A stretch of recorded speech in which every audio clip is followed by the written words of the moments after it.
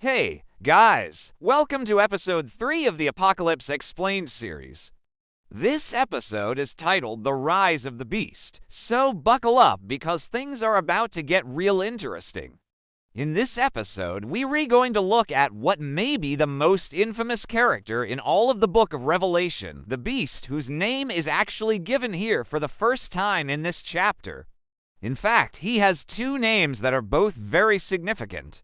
He's called both the Beast and the Antichrist, which means instead of Christ. Both of these titles indicate who this being is and where his allegiance lies. So, without further ado, let's dive into the text. Here we go. Let's begin our countdown. We have 7 days until the premiere of our new series, Heaven and Hell. That's right. We're covering everything you need to know about what happens when we die, the intermediate state, heaven and hell. And we've got some pretty cool special guests lined up. You don't want to miss this. Make sure to subscribe so you get notified when it comes out next Sunday. So let's jump in. We're on our way to Patmos. And John is having a vision that he's been given by Jesus himself. John says, "I saw a beast rise out of the sea. It had 10 horns and 7 heads, and on its heads were blasphemous names. And the beast I saw was like a leopard, yet it looked like a bear. And it walked on 2 hind legs, and it was given a mouth that was like that of a lion.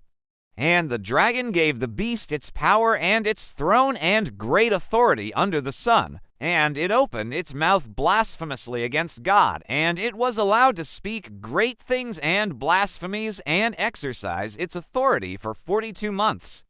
And I saw 3 of the earth's angels come up out of the sea following the beast. They were like the spirits of demons that go out to the kings of the east. And they performed signs, fire by day and fire by night. And smoke offered up from their mouths, which went up with the sun's rays. And they went on to perform many signs, even blood. And they deceived those who dwell on the earth by the signs that were given them to do in the sight of the beast.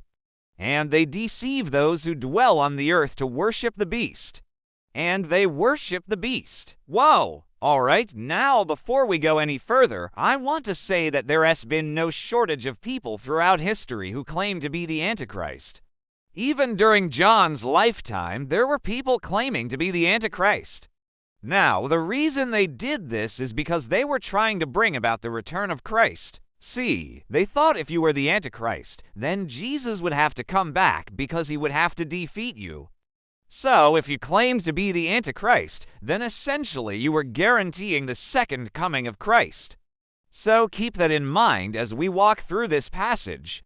So John says here in verse 1, "I saw a beast rise out of the sea," and he gives us some details about this beast. It has 10 horns and 7 heads, and on its heads were blasphemous names. So let's take a closer look at this. First, the beast rises out of the sea. Well, there's some significance in that. We've already seen the sea represent peoples, multitudes, nations, and tongues in previous chapters. So the beast arising out of the sea is an indication that this entity will have widespread appeal. He'll attract lots of followers, people from all over the world. Next, this beast has 10 horns. Well, again, numbers often play a significant role in the book of Revelation. And we retold in chapter 12 that there are 10 horns that ultimately come out of the beast. But right here in chapter 13, we see only one beast with 10 horns. And I believe these 10 horns represent 10 kings that will ultimately be united under the control of this beast. In fact, the King James Version translates this as 10 kings. So whoever this beast is, he'll either be a king himself or rule over 10 kings. And these 10 kings will unite themselves with him to oppose God and his people. And then the beast has 7 heads, and on its heads were blasphemous names. So why does the beast have 7 heads? Well, again, John has been given symbolic language to use in his vision. And throughout Scripture, we often see numbers play a significant role. In Daniel chapter 7, the Ancient of Days is described as sitting on a throne, and then for great beasts come up out of the sea.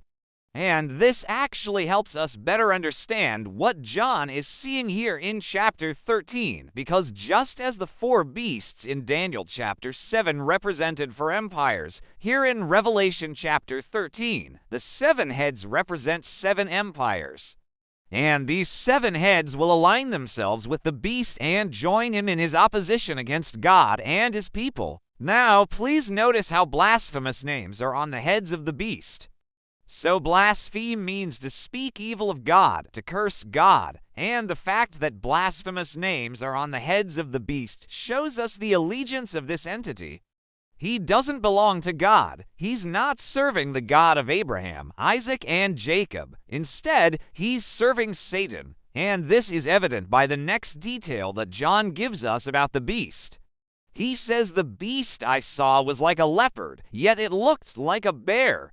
And it walked on 2 hind legs, and it was given a mouth that was like that of a lion. And the dragon gave the beast its power and its throne and great authority under the sun." Okay, first off, let's talk about the fact that this passage says the beast was like a leopard, yet it looked like a bear and walked on 2 hind legs.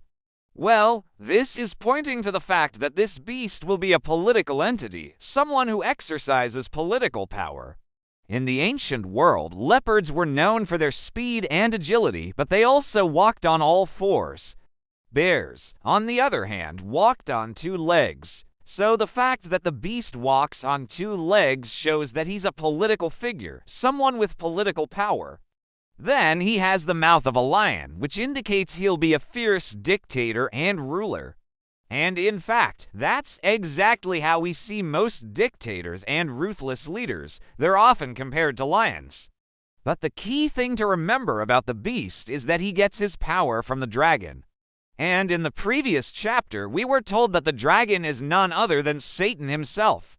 So the beast isn't some kind of magical creature. He's a man. He's a human being who Satan has empowered to do his bidding. And the main thing he'll do is wage war against God and his people. Verse 4 says, "And he was allowed to speak great things and blasphemies and exercise his authority for 42 months. So the beast has a lot to say. He'll be very charismatic and articulate, and he'll be able to persuade people to follow him. And he'll do this for 42 months, which is the same as 1260 days, which is the same as 3.5 years. And for 1260 days, he'll deceive the inhabitants of the earth, telling them to worship himself instead of God. And the amazing thing is that for 1260 days, people will follow him. They'll accept him as Lord. Verse 5 tells us that John saw 3 of the earth's angels come up out of the sea following the beast. These 3 angels are also referred to as spirits of demons, and they're described as going out to the kings of the east. Well, these kings will join forces with the beast and unite themselves with him to fight against God and his people. And then verses 6 through 8 tell us the signs that these demons perform: fire by day and fire by night, and smoke offered up from their mouths, which went up with the sun's rays. And they went on to perform many signs, even blood. And they deceive those who dwell on the earth by the signs that were given them to do in the sight of the beast. And they worship the beast. Now, the word signs here is really better translated as wonders or miracles. And these miracles serve to deceive people into following the beast, and people will accept this deception. They'll follow the beast and worship him instead of God. John witnessed the entire future of this beast. He saw the beginning, the middle, and the end of the beast. And in the next chapter, we're told that everyone, every nation, tribe, tongue, and person will follow the beast. They will declare who is like the beast, who can make war with him. In other words, the entire world will unite itself against God and his people to fight against the people of God, and they will be utterly defeated. Now, in the next episode, we're going to look at the woman who represents God's people and the attack that the beast leads against her. So don't miss it. I hope this study has been helpful. If you want to go deeper, I highly recommend you check out our study guide. All the information is in the description below. Thanks so much for watching. I'll see you next time.